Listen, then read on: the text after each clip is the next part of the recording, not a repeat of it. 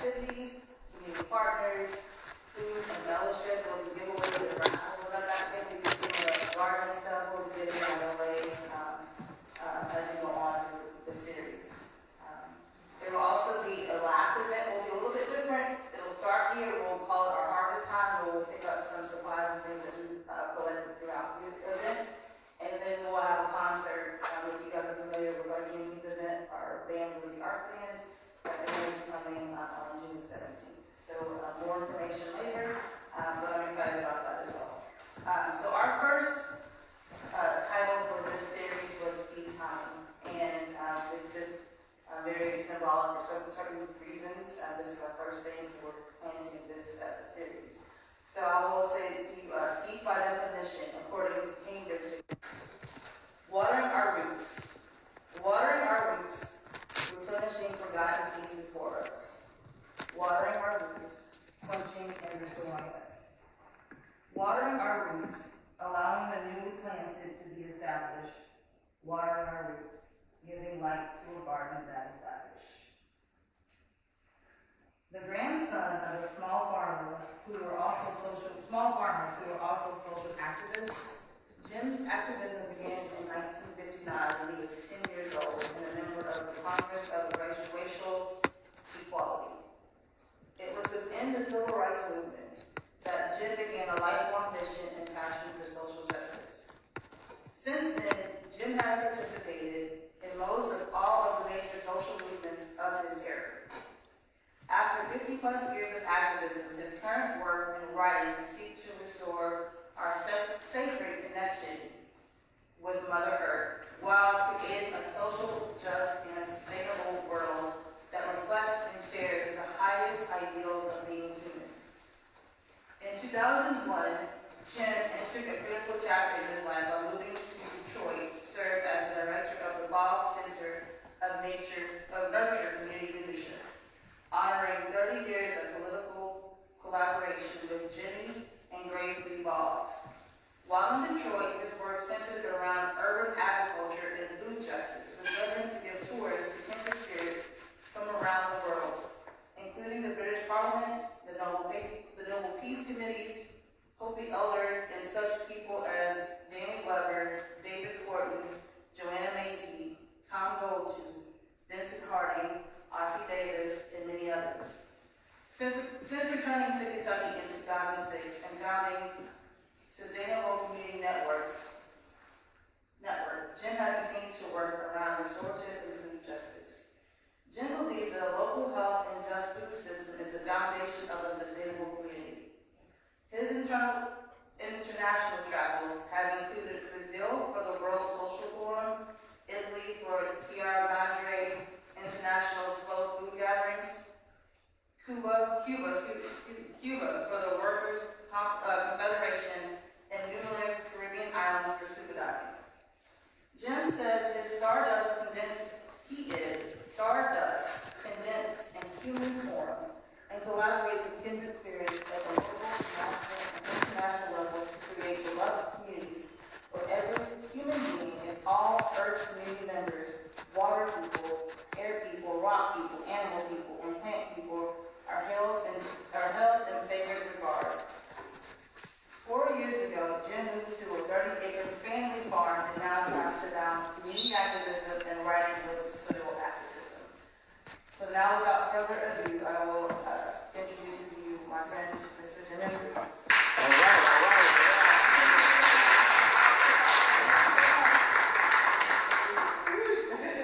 I'm going to move this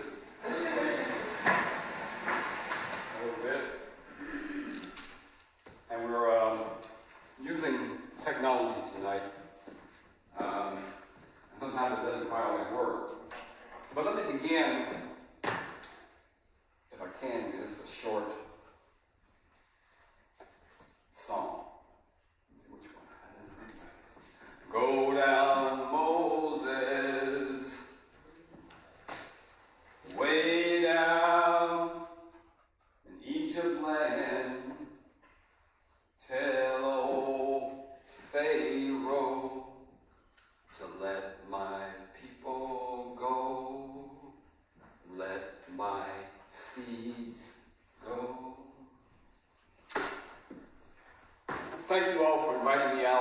tonight for this wonderful series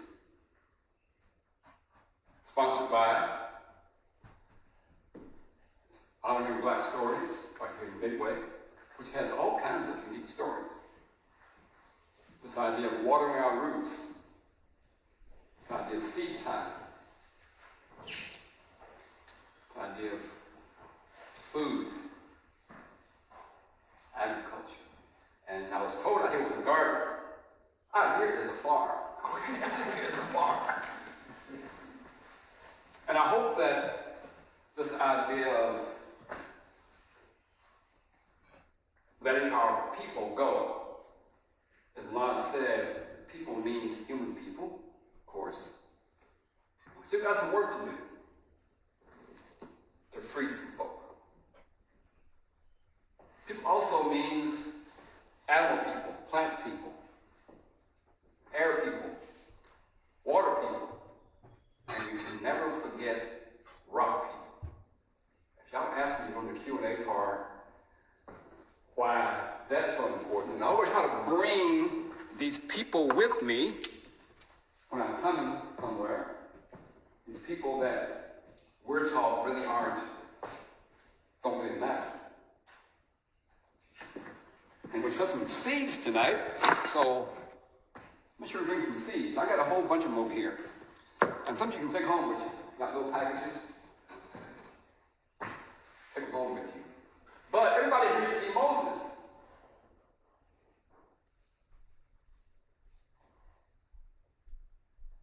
And our work is to free all the people. Everybody, you ought to be a Noah. I'm not trying to discount women, don't get me wrong now. I'm trying to follow certain kinds of biblical references we need in church tonight.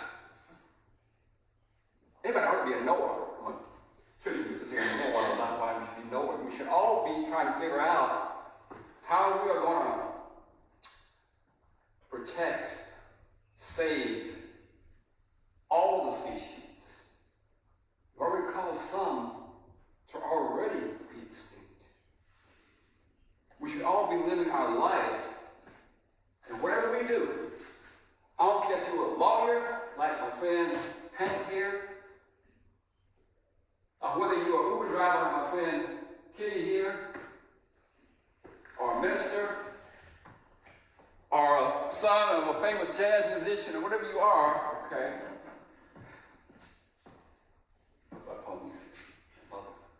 Whatever we do, our work should be about how can we become Noahs and protect all this beautiful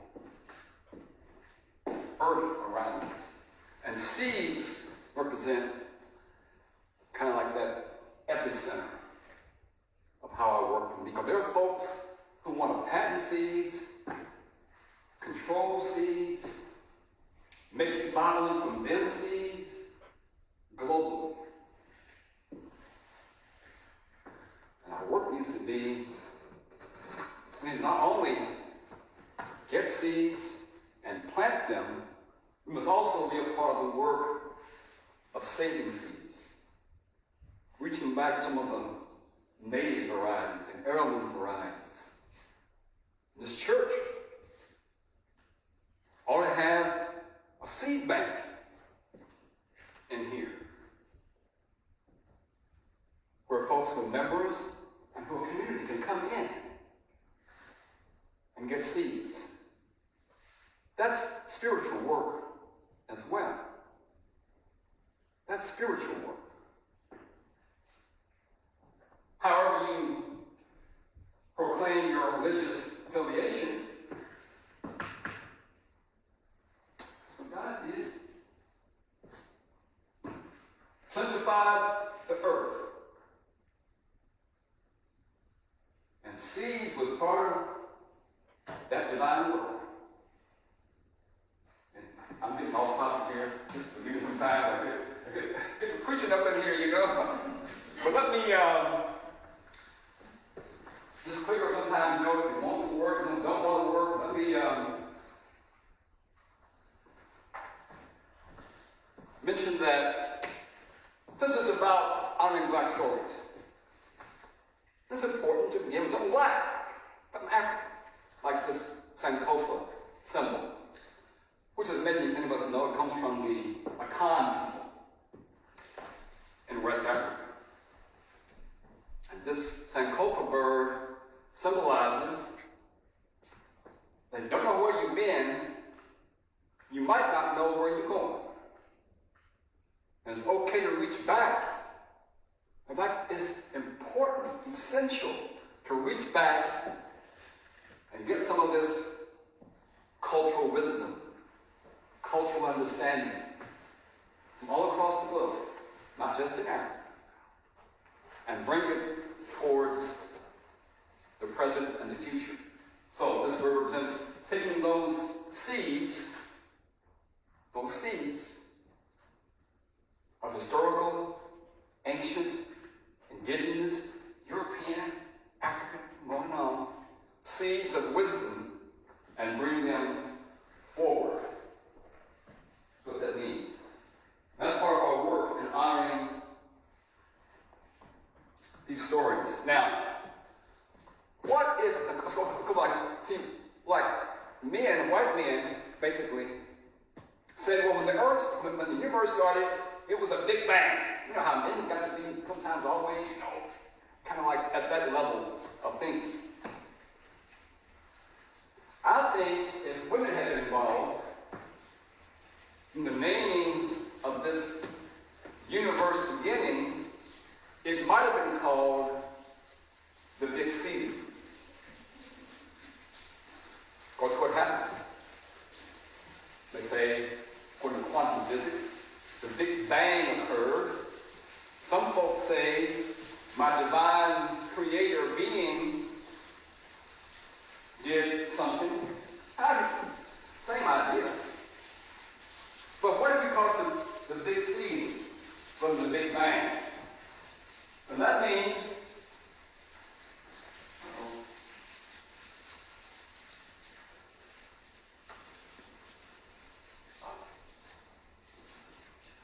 that out of that big seeding, the stars represent star seeds. Okay, that's why when Milan read where Jim says he's like stardust condensed in human form, and we're all of that. According to quantum science, and according to all the religious texts. So we're all divine lights. We're all manifestations of the divine. That's stardust. Okay. So, like star seeds, forgive me, there's something technology. I think it's too big. But out of that universal idea of big seeding, then the earth was formed, okay? Out of a seed. And then the earth takes that formation, and what does she do? She gives birth to all that's on the earth. Okay? So then the earth is seeding all of her children. And all of her children, we said earlier, right? The human people, animal people, rock people, are all her children. And they're all part of our family. What if we taught folks that? Taught in church, in the mosque, in the temple, in the synagogue. This is all family. And our job is to be stewards of this. Try to get it real good this time. Now, this image here is one of my favorites. This represents the earth about 200 million years ago. Okay? At the rise of what's called these flowering trees and plants. Because before, the earth mostly had the non-flowering plants. You know, the ferns and the ginkgos and things like that. About 200 million years ago, there was a seeding of this newer species of plants and trees that flower, produce fruit, and then produce what? Produce seeds. And it was this wonderful unfurling of all this beautiful, colorful, it's springtime. I got in my yard, spring beauties and purple dead nettle and henbit and dogwoods coming out, and all kinds of things in colorful rainbow. Hope we all have that. It's just magnificently colorful and beautiful. That's what happened 200 years ago.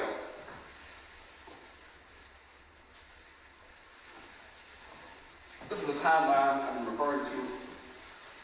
About 14 million years ago, this big seeding occurred. And then about 4.5 million years, the earth kind of began to take shape and form. And then about 100 to 200 million years ago, plants with seeds began to evolve. Okay? And about 1.8 or 2 million years ago, humans evolved. And then, only about 10 and 12,000 years ago, the humans, with the blessing of women, gave us what we call agriculture, which means primarily the planting of seeds. Okay? So thank you, women, for bringing that to us. We talk about seeds, talking about culture, talking about physicality, talking about psychology. We're talking about that we have to connect seeds with women. Because like seeds that give birth to a new plant. Now, maybe I'm wrong. I had to check my notes. I thought we all came from women. I could be wrong. And we'll see in a little while how 1 gram of thigh connected this idea of women's oppression with deforestation. Continue. It's important to understand, again, this historical reference about seeds. Okay? In my view, it's important. Now, this is a picture of North America. This is an image here of the indigenous Native American First Peoples lands prior to European conquest. Kind of gives what? Language or cultural, tribal affiliations, okay? How it looked 400 or 500 years ago. And again, these folk were in North America. They call it Turtle Island 10, 20, something 30,000 years ago. So if you want to honor some seeds, we might think, well, those folk might know something. That we should reach back and connect with. They might know something. They've been a long time. This is in that map.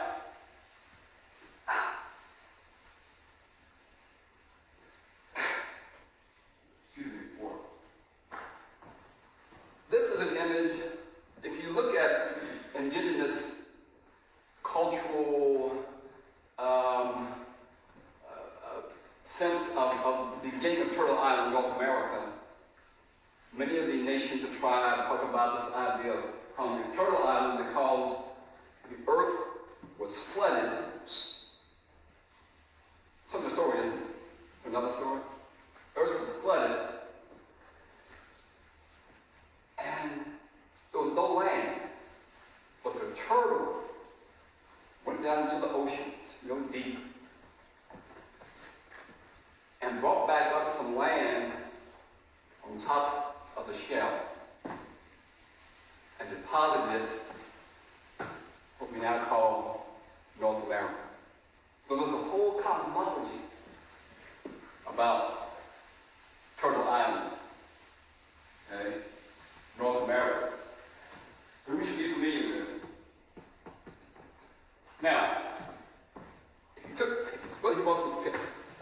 go up to a notepad. I don't see no notepad nowhere else.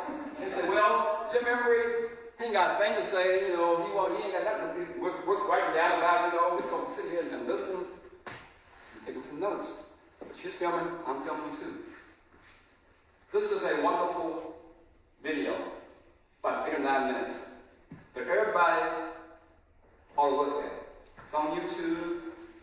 Seed mother coming home. And in my view, it's one of the most beautiful films I've ever seen.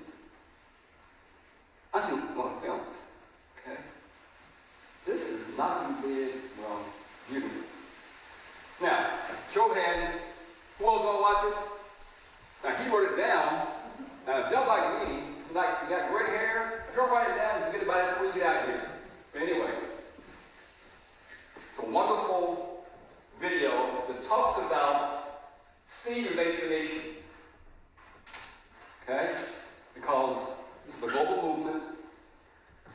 Because people who are indigenous say these seeds have been growing in a certain kind of region for thousands of years. Okay? This corn here, this corn that's grown a lot in the southwest, in the desert, arid areas. They've been spending thousands of years growing this corn. Folks here in Kentucky, Cherokee, Shawnee, the Weechee, and other peoples.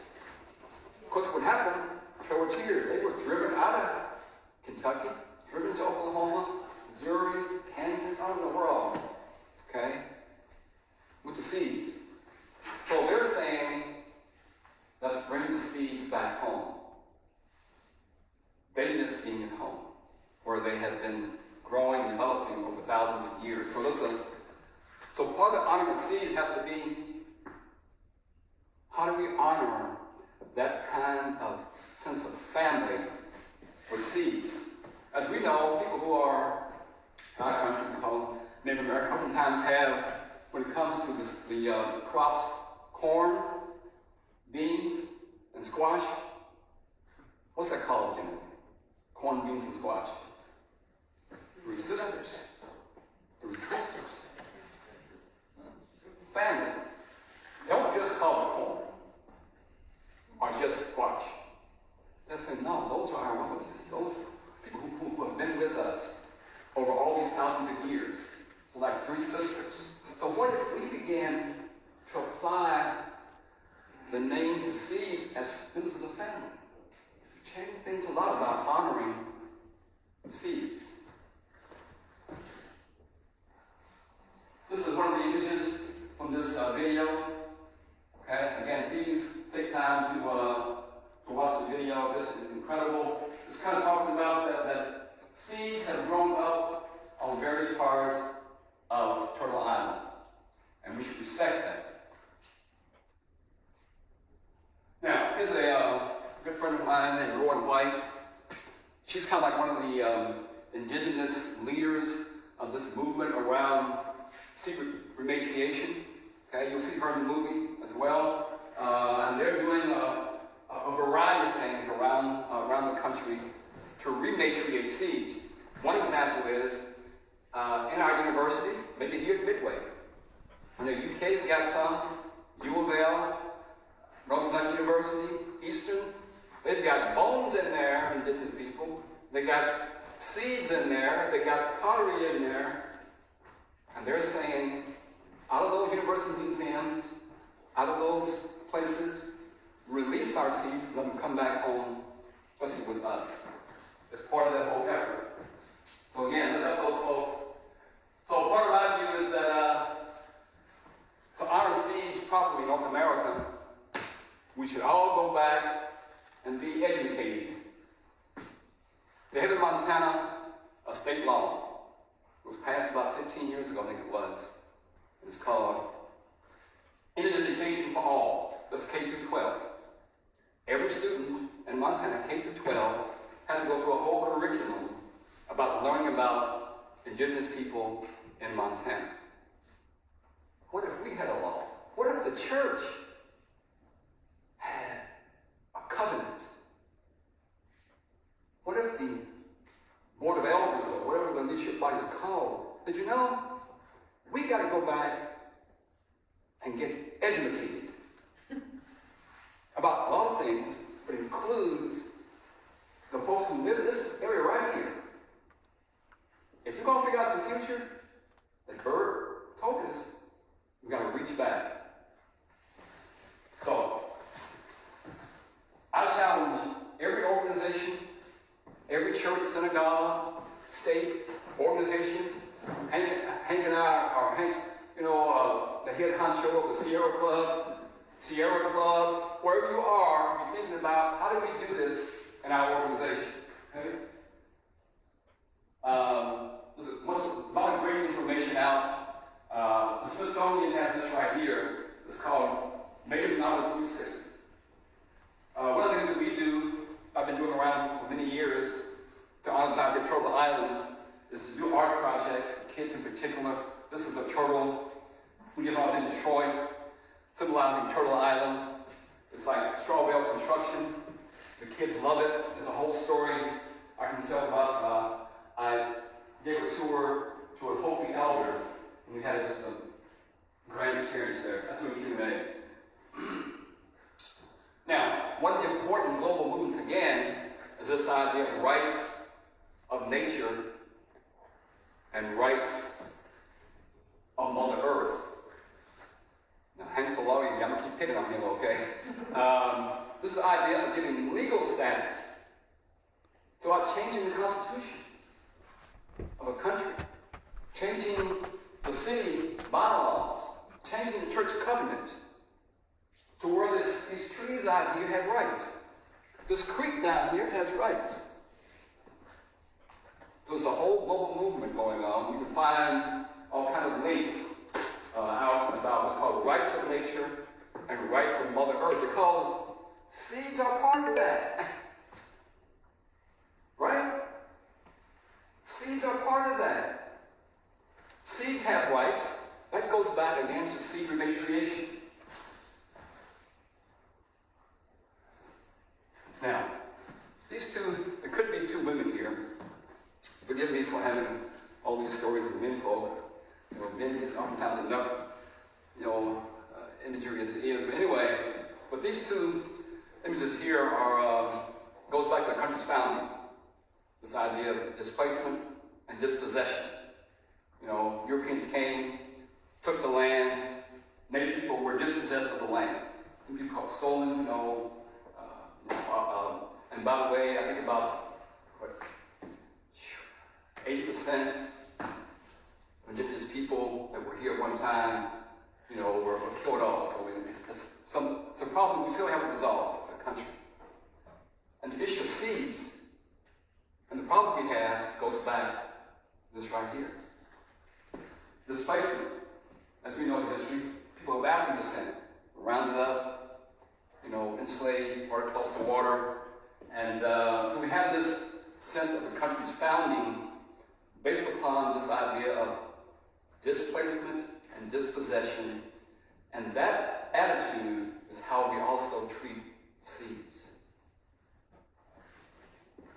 Now, part of the beauty, if you want to call it that, part of the experience of African enslavement was that African women, not knowing where they were going, where they would wind up at, thought, let us take some seeds of the Bene sesame seed, seeds of rice, seeds of peas, and put them in our cornrows. Because we don't know where we're going to wind up at, but we know we got to eat. So there's a whole story about this, okay, that is worth looking into, how we honor seed, because we're honoring the women that carried, rice, black-eyed peas, millet, sorghum, watermelon, cola nuts, legumes, so forth.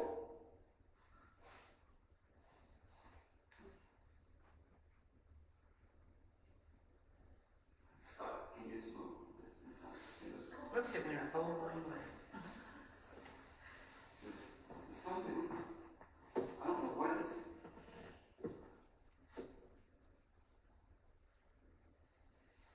It's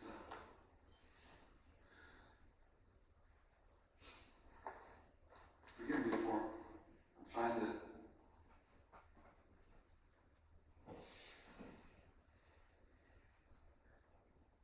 Okay. Forgive me,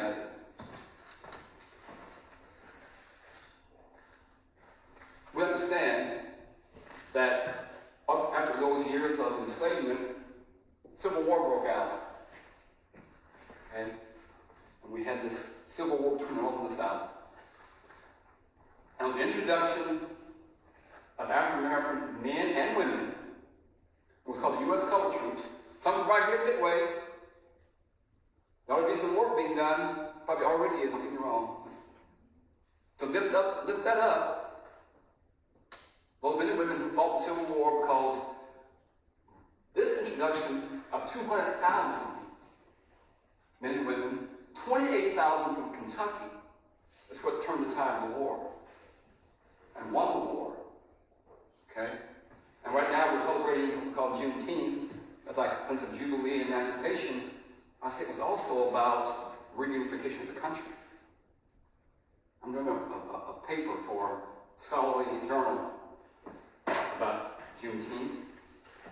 And say we celebrate, yes, as African American emancipation, jubilee, but it was also as a country unified. What if somebody won the war in the South? What if we had won the war? Then we would be like North Korea, South Korea. We would be like it was in East Germany, West Germany.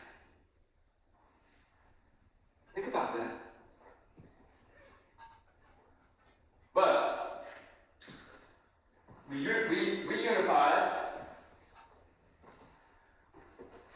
and the war ended. And many African Americans, for whatever, all kinds of reasons, remained in the South and pretty much went back into an exploitative sharecropping system of picking cotton, primarily, growing and picking cotton. So they was handling seeds, weren't they? They were handling seeds. And it was the mechanical removal of the seeds that allows cotton to boom in the South. But our folk were handling seeds.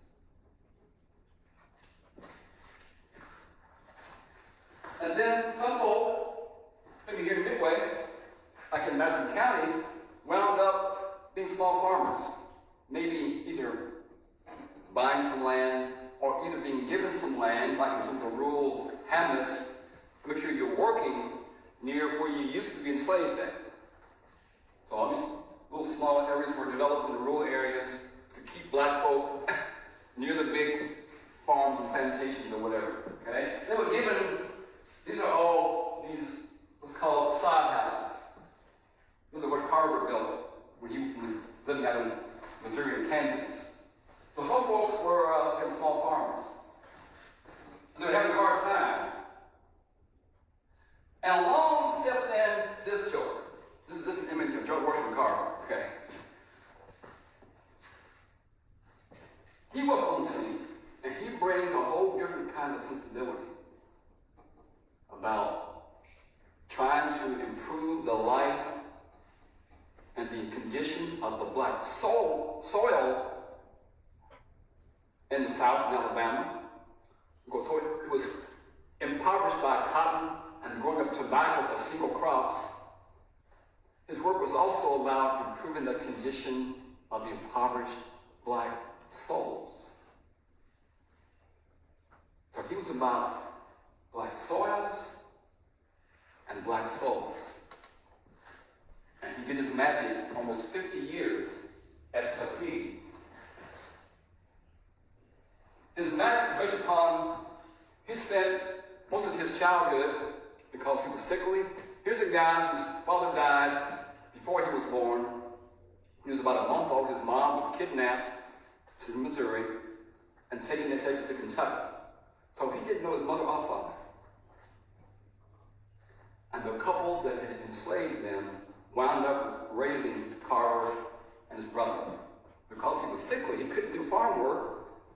He was allowed to spend almost his entire youthful years in the garden and in the forest. And he developed an intimate relationship with flowers, trees, animals, the sun, the stars, the roots, fungi. Intimate.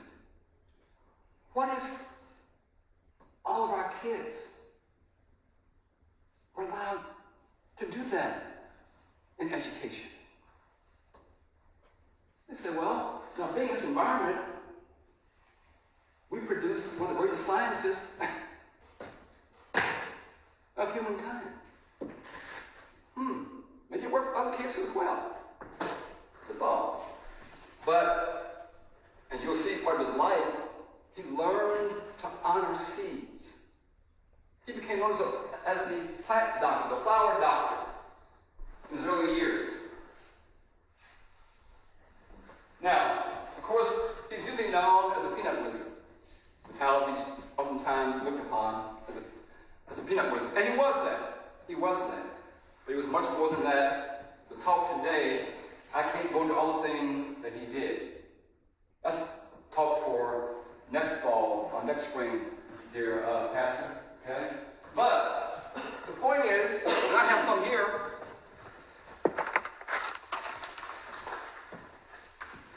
He worked with peanuts, but he worked with seeds.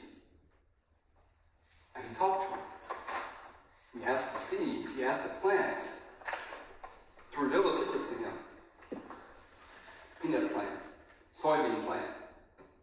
And they did that, and he was able to come up with 300 uses for the peanut, which was a seed. Now, how many times does the pastor or scientist or the mayor say, go talk to that tree out there. Go talk to them plants.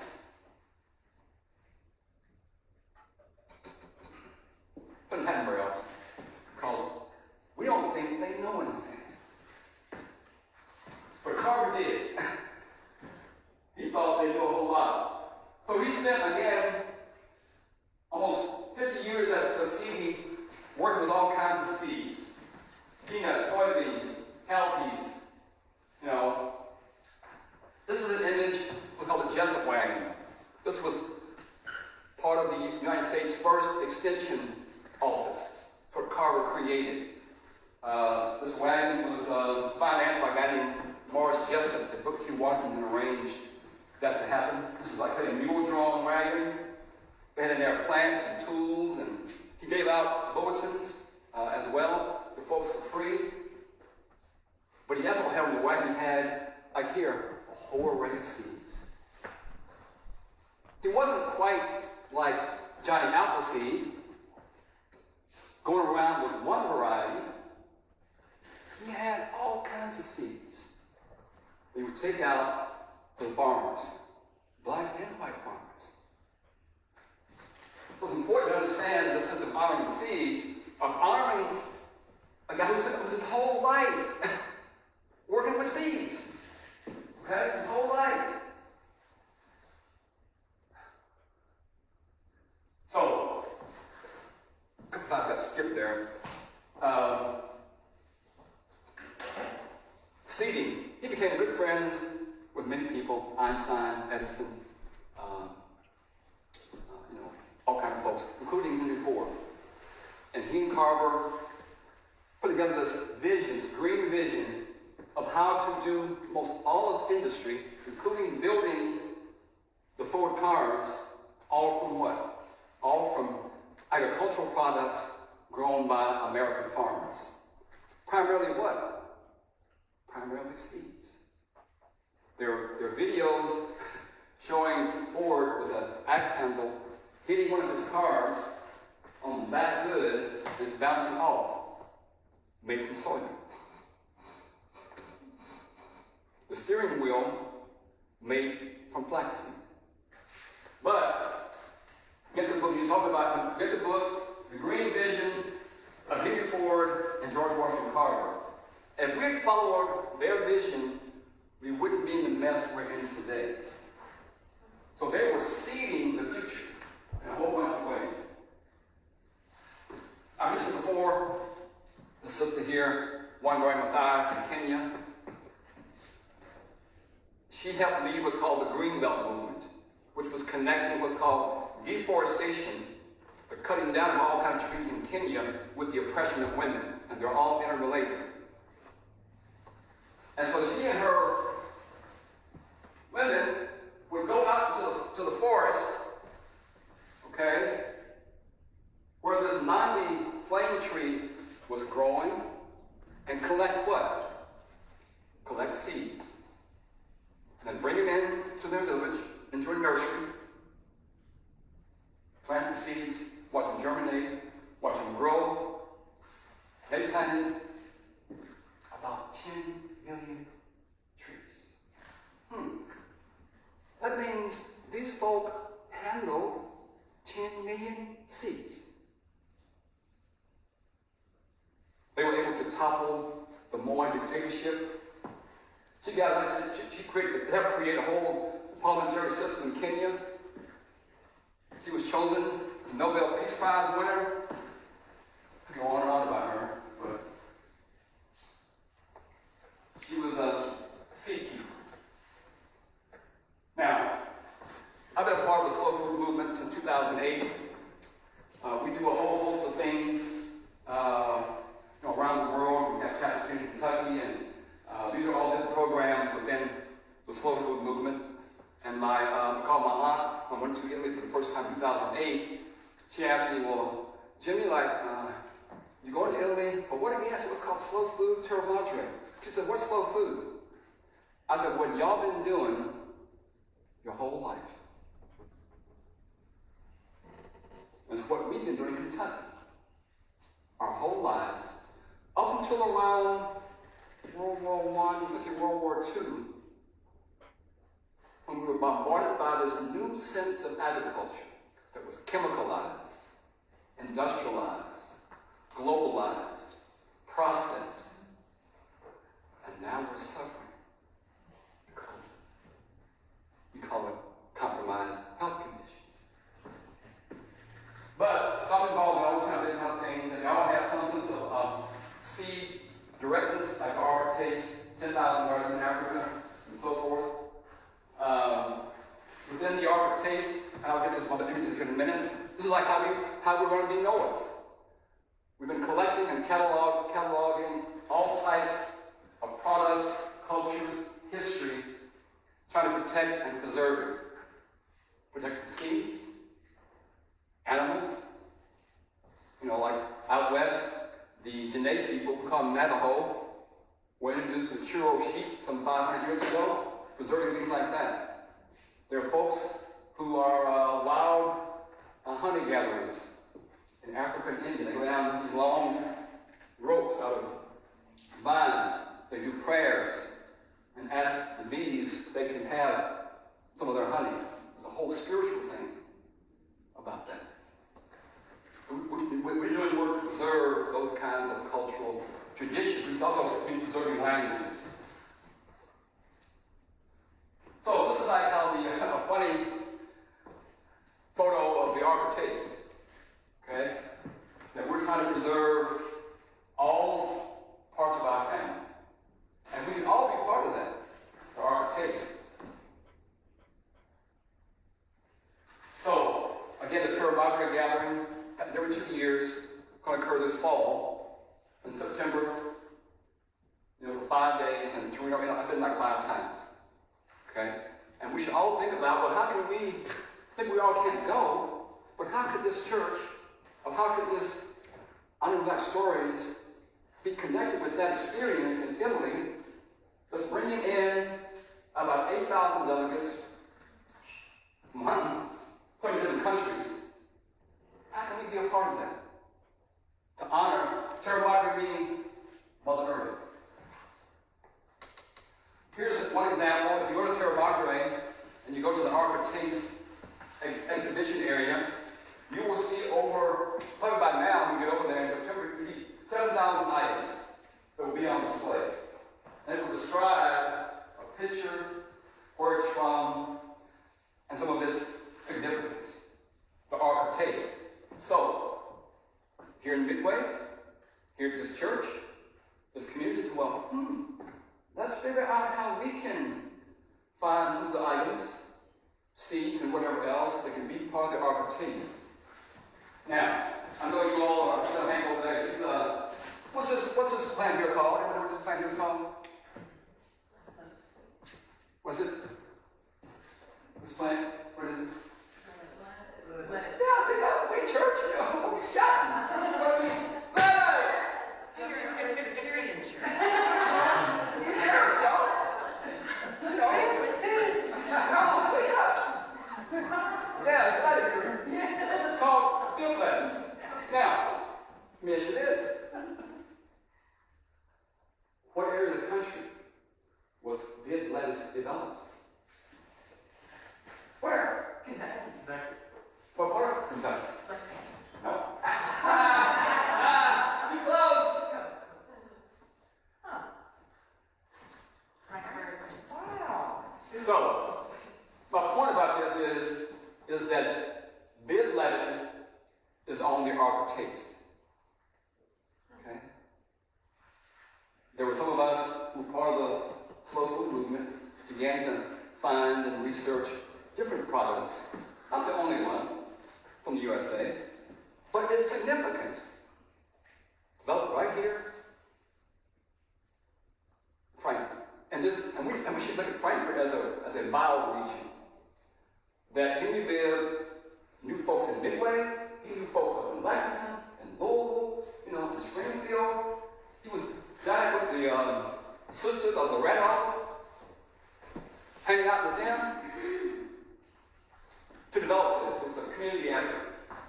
But the point is, it's on the Art of Taste. Now, who knows this guy right here? You know him? I've bought tomatoes from him every chance I've had. Thank you. Dear friend of ours for a long time. You know, he's like the tomato guru, the bean guru, the seed guru. I got some seeds over here somewhere I got from him years ago. Some of his work is on the Art of Taste. Okay? My point is that whether you know it or not, Kentucky is in the house for the Art of Taste. Okay? And we got to catch up to the train.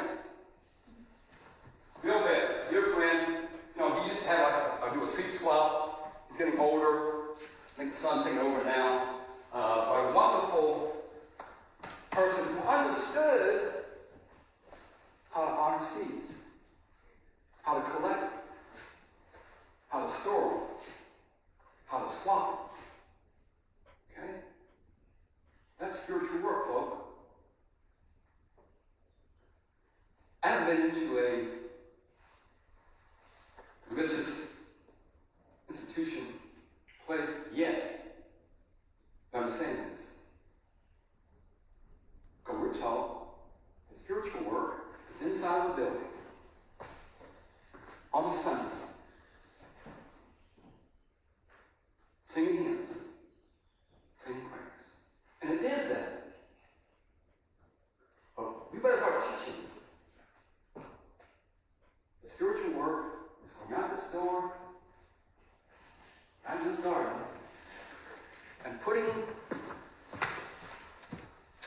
a small seed in the ground. These are all greens here. A small seed in the ground as a way to emulate in a small way what we say God has done. That's spiritual work. Right now, we're facing all kinds of problems. Ecological devastation, we call climate change, you know,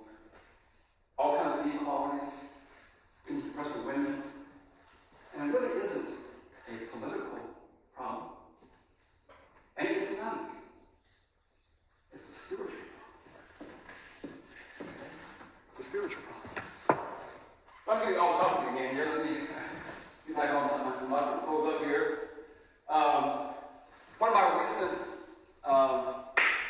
involvements has been through this Ujama Farms Seed Cooperative.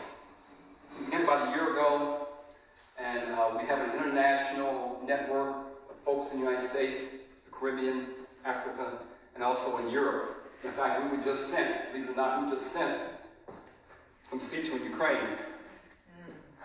We've got some friends over there who were worried about their seed collections, if they would survive the war going on. So they sent out a bunch of seeds saying, hold these, protect them for us. So anyway, we're part of this new initiative.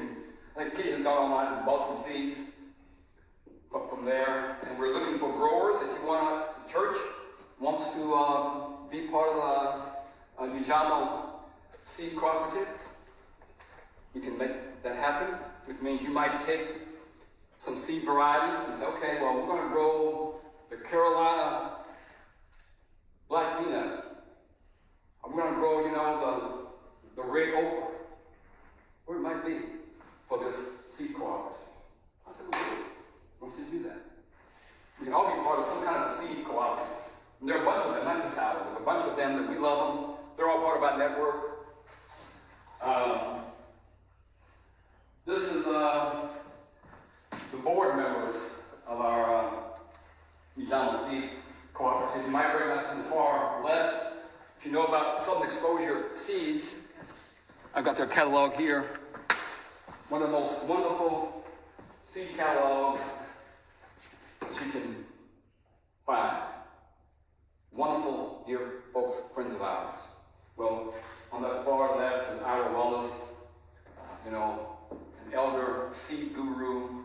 But this was, again, wonderful catalog. And they have in here all the pertains seeds from the USA, all in this catalog here.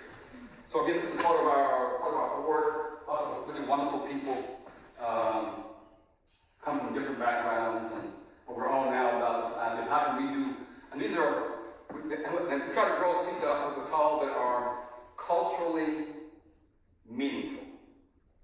So we specialize in seeds, what we call the African diaspora.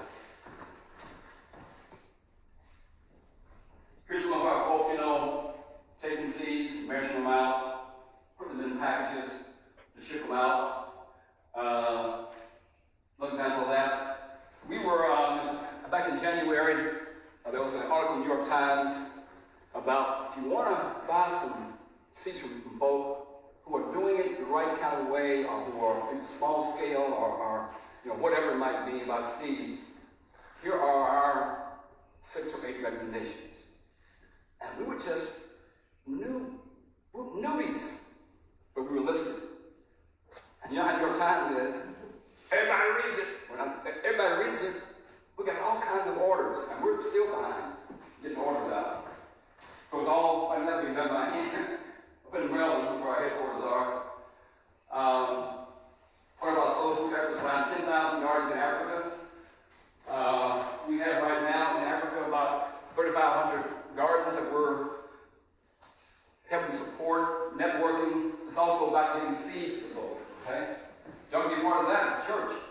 You say, hey, we want to adopt one of those gardens, okay? It's part of our church outreach, international outreach. We want to be a part of that. We can make that happen, okay? It's about kids taking seeds, planting things, learning how to work together, feed themselves, and things like that. That's part of what we do. Now, Milan asked me, she says, well, if you recommend some books, give me a few listings. I have one right here called Seed Folks. Now, do me a favor, Isaac. Oh, he's taking notes, okay? He's taking notes. Everybody over here are a few book copies of Seed Folks. You can buy them online for about $8 or $9, I think. Something like that. But everybody should read the book. Okay? Read up here. Everybody should read the book. And here's why. about a young Asian girl who's in an urban area. And the urban area, folks don't know each other, don't talk, don't hang out. You've got these empty lots full of tires and bricks, whatever. In some fashion, she was given a small package of seeds. I was told, what do I do with them? Oh, you gotta go out and plant them. And she went to this lot, it was full of, bottles and bricks, and tires, and how urban lots are. She knelt down, she found a little bit of area, she cleared all the trash, and put her seeds in the ground. I went there every day to take a look. There were people up in the apartments who were looking at her. She out there every day, kneeling down. What's she doing out there? What happened when a few elders would come out and say, "Honey child, what are you doing?" "I'm watching my seeds come out." And then more people came out. And more people came out. And they transformed that whole lot into like a big garden. They began to know each other, love on each other, and grow food together. Why is it important? It's about children transforming community through seeds.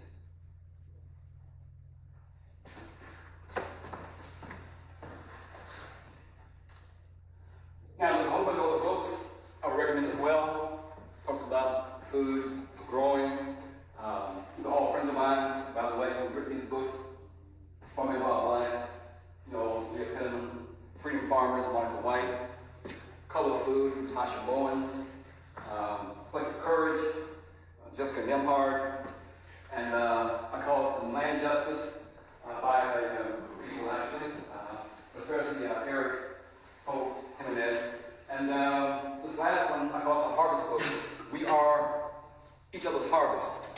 I have an essay in this book. It's called, has to do with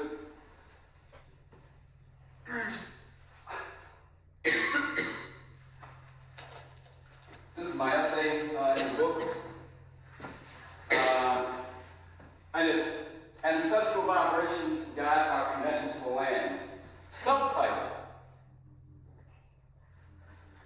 We are the seeds of our ancestors' dreams.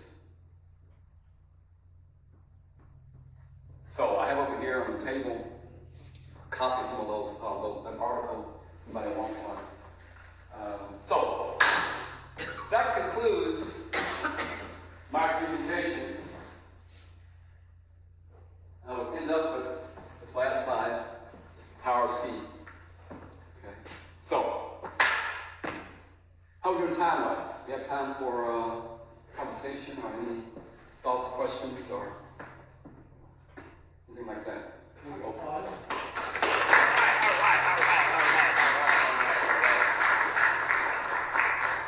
Thank you all.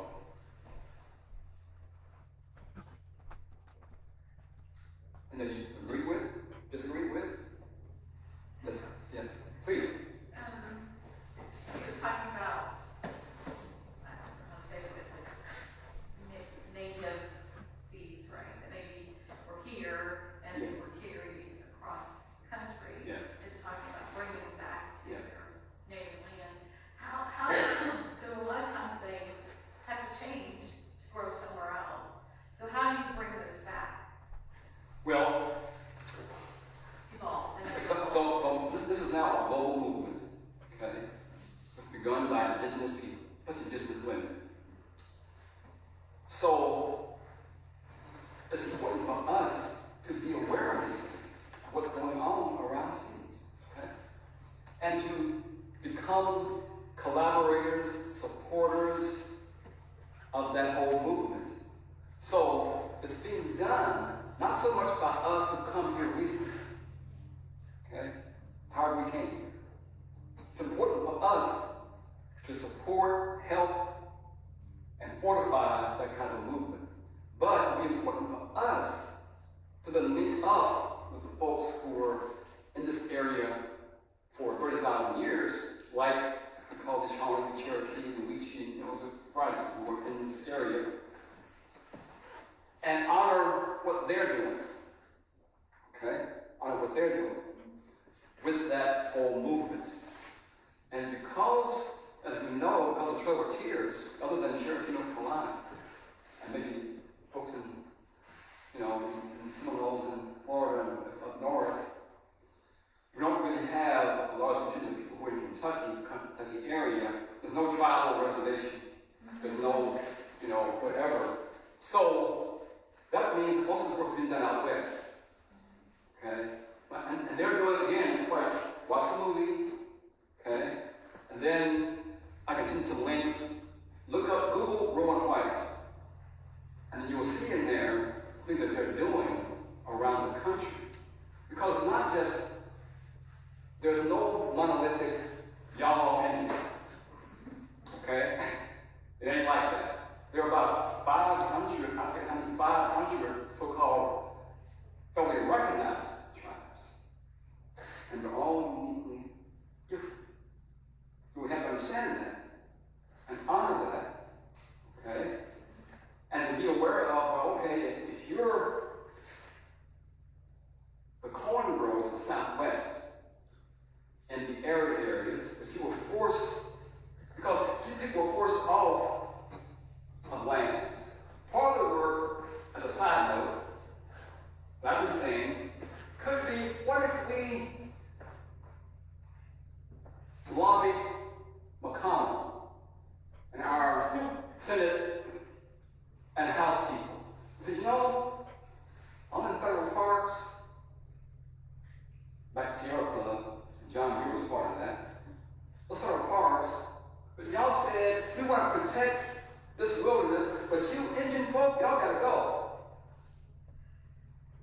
What if we said, let's take federal parks and do reparations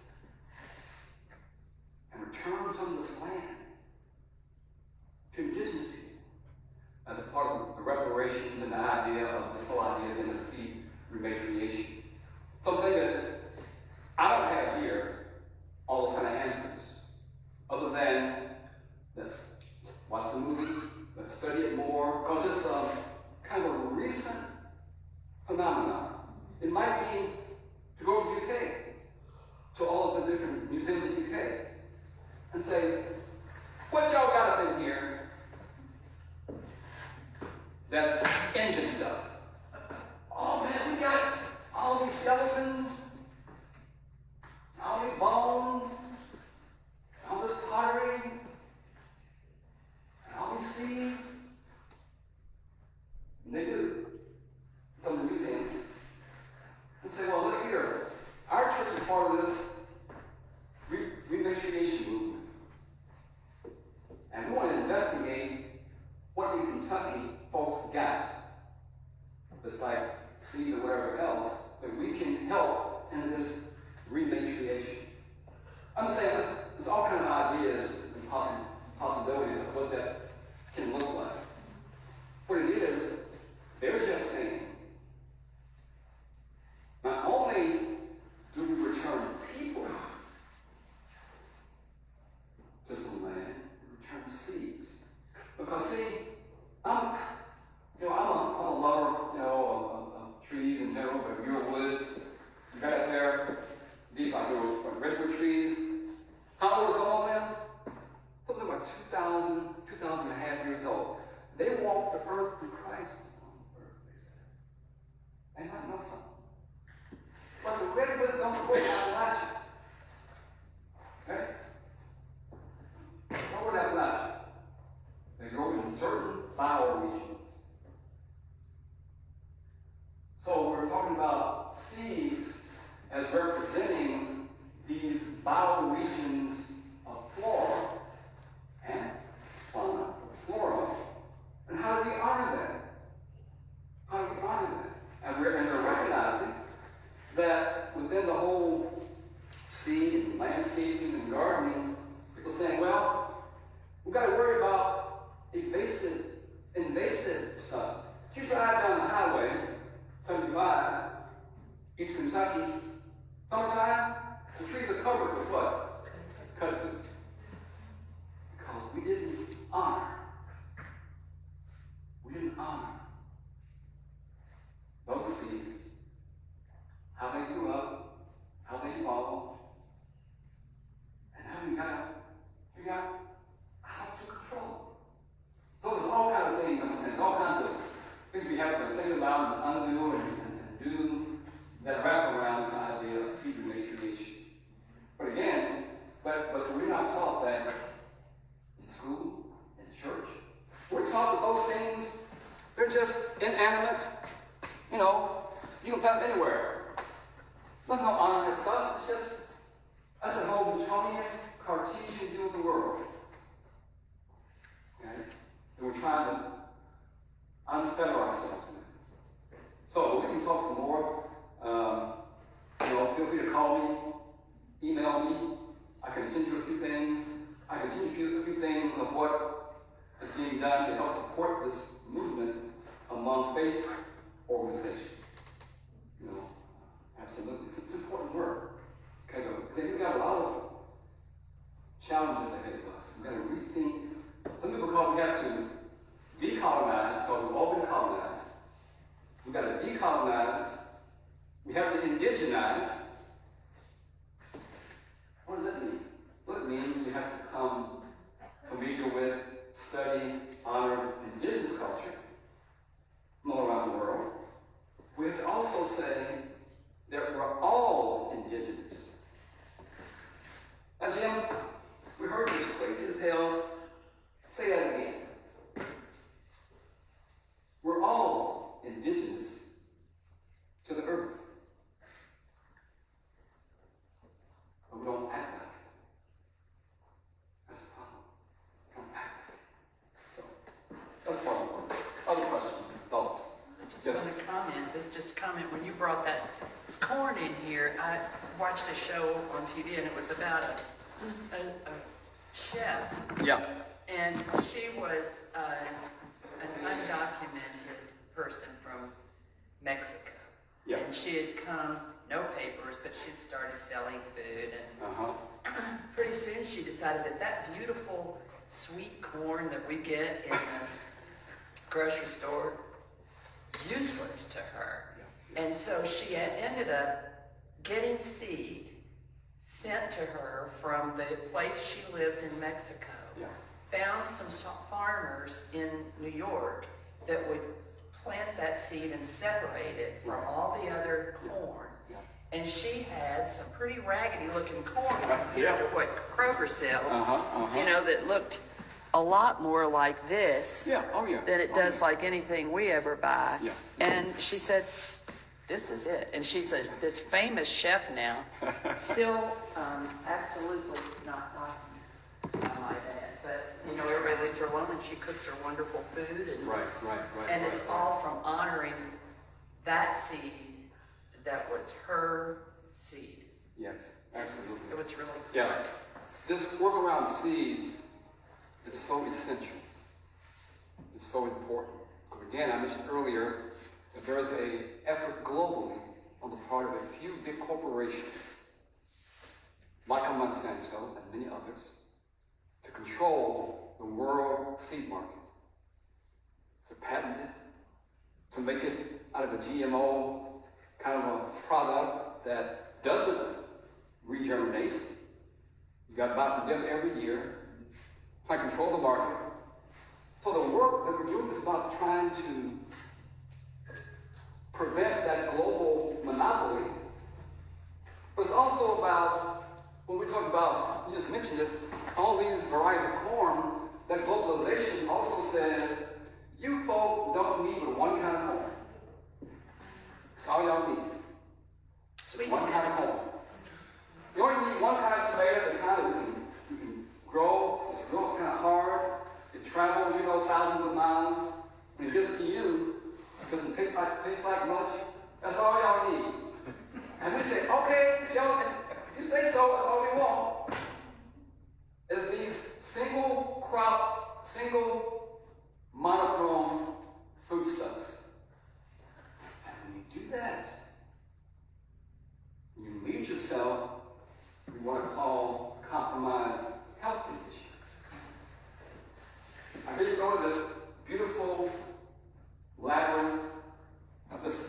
explosion or this beginning of this flourishing of 200 million years ago of flowering trees and plants. Okay? Now, divine wisdom said, I can't bring humans out yet. I've got to have other things in place. I've got to have a few 100 million years before I bring humans on. I've got to have 100 million years of all this great abundance of flowering trees, plants, through seed, fruit, and whatever else. Because in humans, they're going to be a tough nut to crack. Okay? They're going to be very dependent on everything else around them. Okay? They're going to come on the scene. Ain't going to have little houses. That's why the rock is so important. Rock will dig up themselves, their bowels, will create caves for us to live in. Okay? The whole cosmology about rock people. So when we accept this monochrome, monolithic, globalized agricultural system about seeds, then we're just honoring what the divine has done. The divine said, we got to have a bunch of stuff on the earth. You know, I don't play around with one kind of corn. Who do you think I am anyway? I'm giving all this wonderful abundance of stuff because you're going to need it to evolve as humans. Come off of all fours, come out of the trees, stand up, walk. And you got some sense, you know, talk, have language. When you do all that, y'all got to be eating this delicious fruit, this great biodiversity of stuff. That's what's important. That's part of the divine plan, not Monsanto's plan.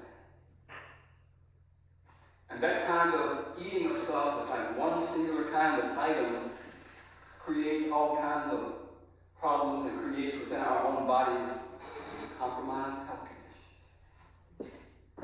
We're not eating the great diversity of things, not eating locally, okay?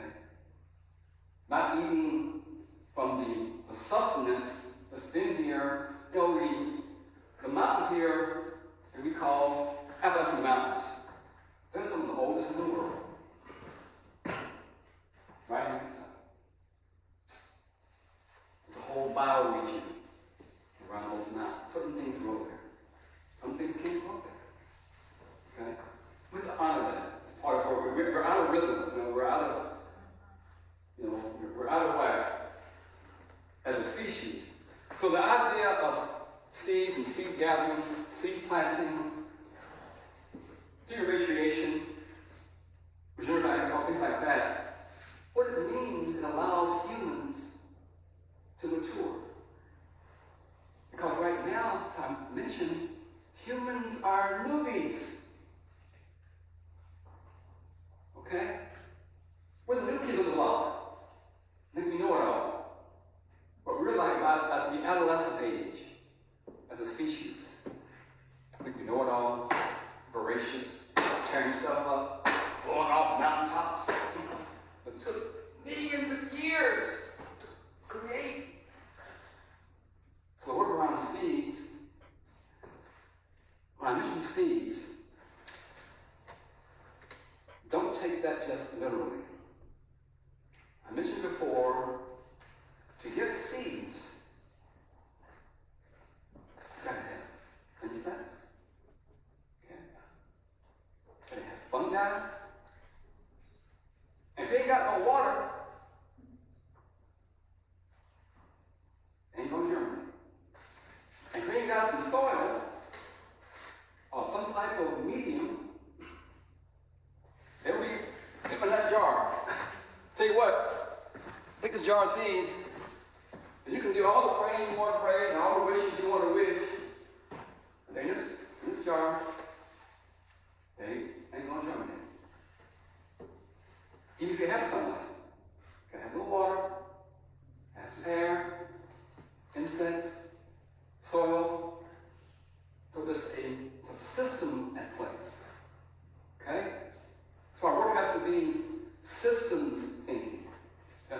we got to protect the seeds and the insects and the water and the air, and we got to keep the sun shining through.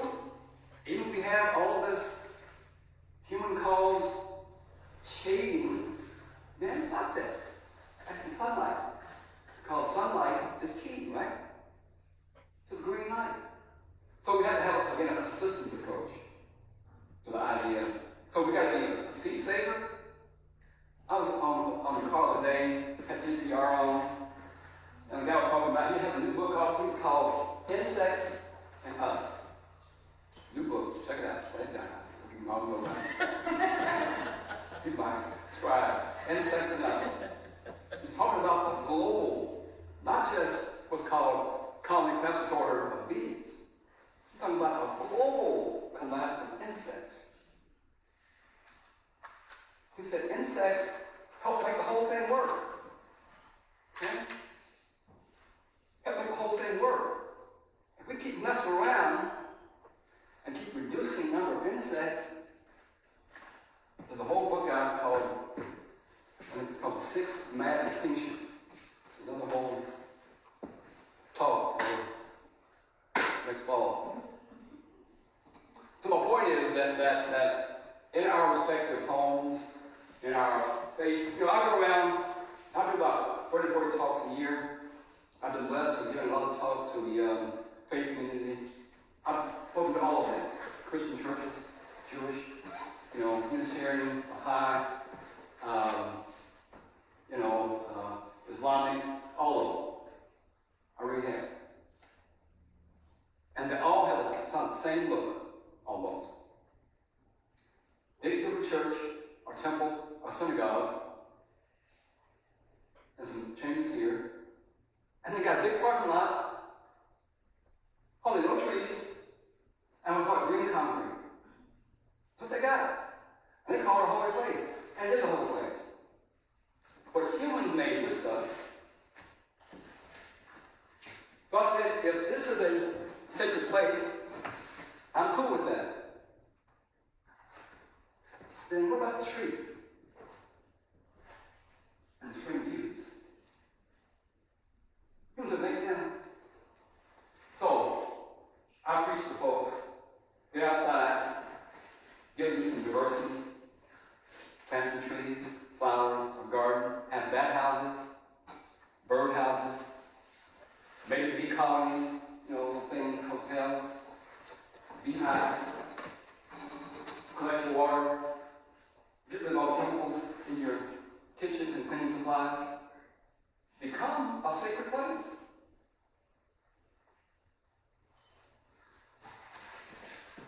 So anyway, see, you're preaching again, See, I was raised in a rural Black Baptist church, when we get to, I ain't heard no amens all night, all afternoon. Am I going to amen no more right here?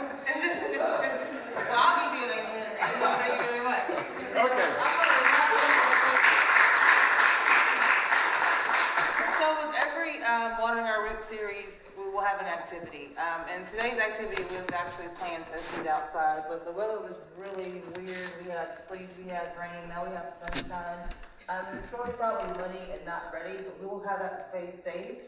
So we will reconvene maybe at the next one or some other time, but I will keep you all posted. It was a joy and pleasure having Mr. Jim Embry. We thank you so much for your words of wisdom again and blessing us with our first topic of the series of Seed Time. Once again, there is information here. There is an actual seed library we got from the library that is Seed Time, and he has seeds available as well. Feel free to take what you need. Thank you so much for sign in, and thank you so much. Love y'all, love y'all, love y'all, love y'all, love y'all, love y'all, love y'all.